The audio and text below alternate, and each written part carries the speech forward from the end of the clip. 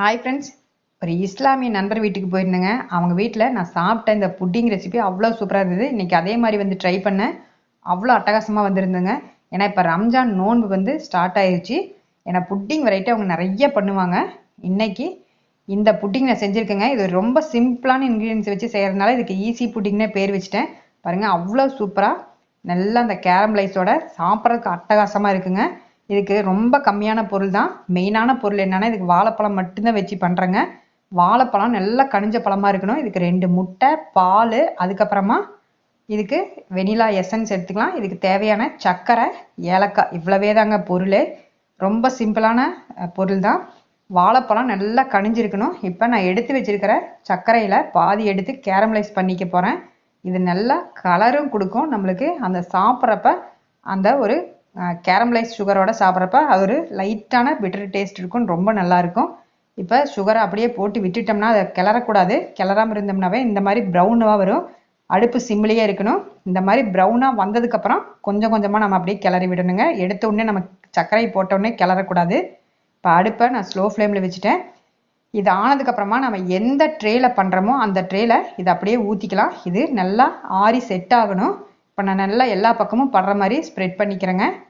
இப்போ இதை நல்லா ஊற்றிட்டு எல்லா பக்கமும் போகிற மாதிரி ஈவனாக நம்ம ஸ்ப்ரெட் பண்ணி விட்டுறலாம். அவ்வளோதாங்க. இது ஒரு பக்கம் நம்மளுக்கு செட் ஆகிட்டு இருக்கட்டும். இப்போ அடுத்த ப்ராசஸ் வந்து அந்த பேட்டருக்காக இப்போ வாழைப்பழத்தை வந்து நான் எடுத்து ஸ்மாஷ் பண்ணிக்க போகிறேன். அதுக்கு முன்னாடி நான் எடுத்து வச்ச ஏலக்காயும் சர்க்கரையும் பொடி பண்ணிக்கிறேங்க. ஏன்னா நம்ம இதோட கலக்கிறது கொஞ்சம் ஈஸியாக இருக்கும். சீக்கிரமாக சர்க்கரை வந்து கரைஞ்சிரும். அதுக்காக தான். இப்போ நல்லா வாழைப்பழத்தை கட் பண்ணிட்டு கூட நம்ம நல்லா ஸ்மாஷ் பண்ணிக்கலாம். இப்போ 1 2 அது சின்ன சின்ன பிட் இருந்தால் கூட நம்மளுக்கு ஒன்றும் பிரச்சனை இல்லைங்க. நான் லாஸ்ட்டாக வடிக்க போகிறேன். அதாவது ஒரு வடியில் வச்சு எந்த வித கசண்டும் இல்லாமல் நான் வடித்து எடுத்துக்க போகிறேன். அதனால் முடிஞ்ச வரைக்கும் நல்லா ஸ்மாஷ் பண்ணிக்கலாம். இது பாருங்கள், நல்லா நான் இப்படியே வச்சு நல்லா ஸ்மாஷ் பண்ணிட்டேங்க. இப்போ இதில் ஒவ்வொன்றா நம்ம சேர்த்திடலாம். இப்போ எடுத்து வச்ச முட்டை 2 முட்டை எடுத்து வச்சுருக்கேன். அந்த முட்டை இதோட சேர்த்திக்கலாம். முட்டை, அதுக்கப்புறம் பால் வந்து நான் 1 கிளாஸ் எடுத்து வச்சுக்கிறேன். ஆனால் கொஞ்சம் கொஞ்சமாக தான் சேர்க்கணும். ரொம்ப பால் வந்து அதிகமாகவும் போயிடக்கூடாது. இப்போ இந்த நான் எடுத்த 4 வாழைப்பழத்துக்கு 2 முட்டை வந்து கரெக்டாக இருக்குங்க. இப்போ இது நல்லா ஒரு பீட்ரு இருந்தால் கூட நீங்கள் பீட்டரில் வந்து நல்லா அடிச்சிக்கலாம். இதை மிக்சியிலலாம் போட வேண்டாம்.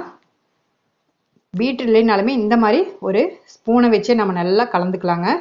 நல்லா கலந்துட்டு அதுக்கப்புறமா இதில் நான் மிக்சியில் அடித்து வச்ச அந்த சுகரு, பால் எல்லாமே ஒன்றாவே சேர்த்திக்கலாம். இப்போ பால் பாருங்கள், நான் கொஞ்சம் கொஞ்சமாக சேர்த்துறேன். அதிகமாக போயிடக்கூடாது. தேவைக்கு தகுந்த மாதிரி சேர்த்திக்கலாம். ஆனால் நல்லா கலந்து விட்டுக்கிட்டே இருக்கணுங்க.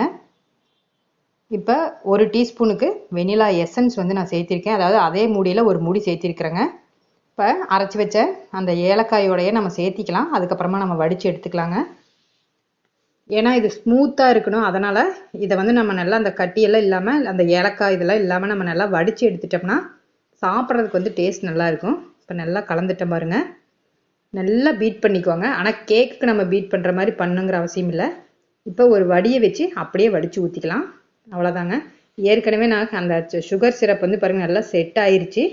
ஈவனாக எல்லா பக்கமும் படுற மாதிரி செட் பண்ணி வச்சாச்சு. நல்லா ஆறிடுச்சு. ஆறினதுக்கப்புறமா இதை ஊற்றிட்டு இதை அவன்லேயும் செய்யலாங்க. அவனில் செய்கிறவங்க 350 டிகிரி வச்சுக்கோங்க. ஆனால் ஒரு 15லேருந்து 20 நிமிஷத்துக்குள்ளே ஆயிரும். நான் இன்னைக்கு இட்லி பாத்திரத்தில் செய்கிறேன். இது மாதிரி நீங்கள் வச்சுட்டு மேலே தண்ணி படாத அளவு ஏதாவது ஒரு வெயிட்டை வச்சுருங்க. தண்ணி வந்து மேக்ஸிமம் இறங்கக்கூடாது. கிட்டத்தட்ட நான் ஸ்லோ ஃப்ளேமில் வச்சு 30 நிமிஷம் ஆச்சுங்க. 30 நிமிஷத்துக்கு அப்புறம் இப்போ பாருங்கள், நான் எடுக்கிறேன். கொஞ்சம் கூட ஒட்டவே இல்லைங்க. இதை அப்படியே நம்ம ஒரு பிளேட்டில் மாற்றி அப்படியே கமுத்தி போட்டுக்கலாம். கமுத்தி போட்டு நம்மளுக்கு என்ன ஷேப் வேணுமோ அதை கட் பண்ணி நம்ம சாப்பிட வேண்டியதாங்க. இப்போ இந்த பிளேட்டில் அப்படியே நான் கமுத்திக்கிறேன். ஒரு 30 நிமிஷம். ஆனால் இது வேகிறது வந்து நம்ம ஸ்லோ ஃப்ளேமில் தான் வேகணும். பாருங்கள், அருமையாக வந்திருக்குது பாருங்கள். சூப்பரான ஈஸி புட்டிங் ரெடி. கண்டிப்பாக இதை நீங்கள் ட்ரை பண்ணி சாப்பிட்டு பாருங்கள். உங்கள் வீட்டில் குட்டீஸ்க்கு மெயினாக இந்த சம்மர் சீசனுக்கு செஞ்சு கொடுங்க. எல்லாருக்குமே ரொம்ப ரொம்ப பிடிக்கும். சூப்பரான புட்டிங் ரெடி ஆயிடுச்சுங்க. டேஸ்டியான புட்டிங். இந்த வீடியோ பிடிச்சிருந்தா ஒரு லைக் பண்ண தட்டிடுங்க. அப்படியே எங்கள் சேனலை மறக்காமல்